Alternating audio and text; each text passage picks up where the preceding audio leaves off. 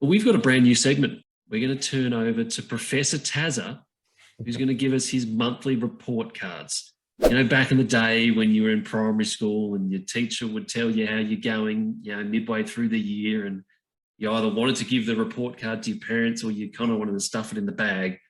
Well, Tazza's the one that's going to be giving out the grades. We want to see where you rank the teams at the moment, Tazza, and we're going to give you some good, honest feedback about it as well. All right, here we go. Well, we'll start from last to first. We'll work our way up. I've got two teams with an F at the moment, Port Adelaide and the Bulldogs. I know we talked about the Bulldogs. Wow. We talked about the Bulldogs having a hard run, but they are a premiership contender.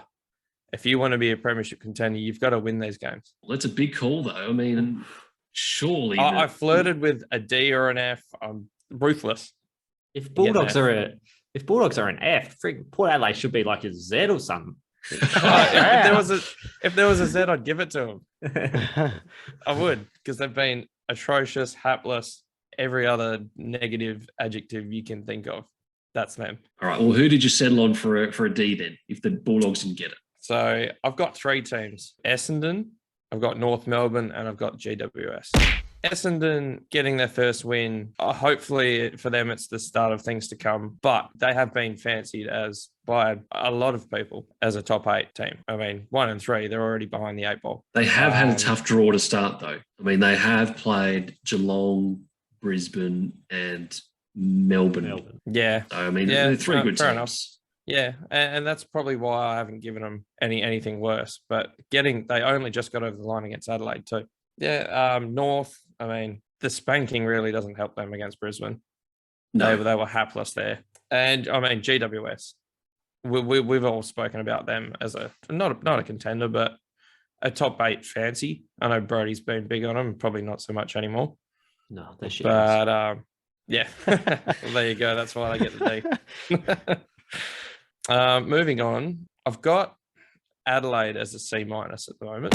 1 and 3, but they're within a couple of kicks of going 3 and 1. So they lost to Freo by a point. They lost to Essendon by a kick. We don't expect them to do a whole lot this year. They're in the middle of a rebuild. Really not expected challenge, and they're that close to being 3 and 1. So I reckon you'd be harsh. on them, to be honest. You'd be pretty happy with their start if you're an Adelaide supporter. They're also 1 kick away from being 0 and 4. Yeah, and you look at it that way, 100%. Yeah, whichever way you twist it. I mean, you can give them whatever there, but this is why we have a debate, because there's plenty of opinions, and I'm not always going to get it right. Or Professor Taz isn't going to do it. Isn't going to get it right every week. For a C, I've also got Collingwood. New coach, new system, 2 and 2. The loss against the Eagles probably is quite disappointing, but a team trying to inject younger talent with a new system, it's going to happen. And that leads into my other C grade, which is Hawthorn. They're in the exact same boat. New coach, injection of talent. West Coast I have sitting at a C as well. 1 and 3 have been competitive. Let's not forget the COVID. The COVID's just ravaged their team. Oh, how could you forget? Jeepers creepers. I know you guys can't, but it's been really hard for them. And getting the win on the weekend will be huge for them and their confidence. And I've got Richmond. They've had some good wins, some disappointing losses. It's been a win-loss for them. So it's been a little hard to get a read on where they are. Their win on the weekend, really wanted to put them closer to a B for it, but I had to rest at a C+ because 2 and 2, they're sitting out the 8. It's hard to really give them a pass mark. Well, too much of a pass mark. Yeah, hard to disagree with anything so far. Professor Taz is on fire. Keep it up, mate. Yeah. All right. So I've got 5 teams sitting within a B- to a B+. Starting off with Gold Coast. Obviously, didn't really predict big things for them to start the season. Have gone 2 and 2, beating the Eagles in Perth. I mean, albeit it wasn't the greatest list that they put out. And the win against Carlton. I mean, take nothing away from Gold Coast. They did look pretty decent. They didn't let them sneak back in. Sitting at B grades, I've got Sydney and Carlton. Carlton, I mean, they were premiership contenders up until, and some people might think they still are, but I think the gloss has been taken off their 3-0 season with a bad loss to the Gold Coast. And Sydney, 3-1 start, good wins against GWS, Geelong, They look good. Fremantle sitting at a B+, sitting Okay. third in the ladder. Fremantle's an interesting team for me because they are 3-1, but aside from the derby and the last quarter against the Giants, I don't think they've looked overly convincing. The Saints' effort was pretty awful. For Freo at the moment, I think wins on the board is the main thing. They're going to get 5 back at some point. There's definitely a lot of growth to be had in that team. So who's left with your A grades then? How many teams we got left? We have 3 teams. I've gone Geelong with an A-. They're within that big pack of teams sitting at 3-1. Their outlier loss against Sydney is the one that will hurt them. They kicked pretty inaccurately, and Sydney only really won that because they'd kicked 7 and goals 5. And it was Buddy night. It was Buddy night. Too. It's hard to really fault them on a loss like that. Geelong did their part, and I think made it all about Buddy and let them get away with the win. Brisbane have got an A as well. They haven't had great opponents, but the win's a win. They're sitting pretty for now. Unlucky not to get it done against Geelong. Oh, the bullshit umpires. They Yeah, have it. yeah. They have it in for Brisbane down in Geelong, don't they?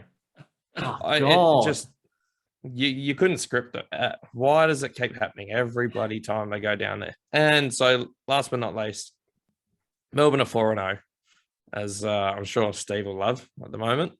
His predictions. Thinking about getting the membership out a little early. Oh, wow. In case you haven't tuned into some of our previous videos, Steve made the bold prediction before the season started that Melbourne would go undefeated through the season, and he's still on. You're still on, mate. Still on, and I'll be on for the whole season. I'm telling you right now. It's just, I don't understand anymore. Look, yeah, Melbourne 4-0. It's hard to give them anything bar an A. They haven't been super convincing. They haven't been the Melbourne we saw throughout the final series last year, but they're getting it done. The real only top tier talent they've come up against is the Bulldogs in round 1. Yet to really be tested by other top teams, but 4-0, not much else you can say. It's hard to find too many negatives in that.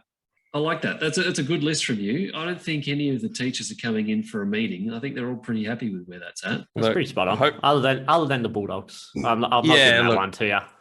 Nah, the Bulldogs was harsh. I do get that, and I didn't know where to put them, and I think it was just you just didn't want Port Adelaide as the only F team. That's oh, you got me. You got me.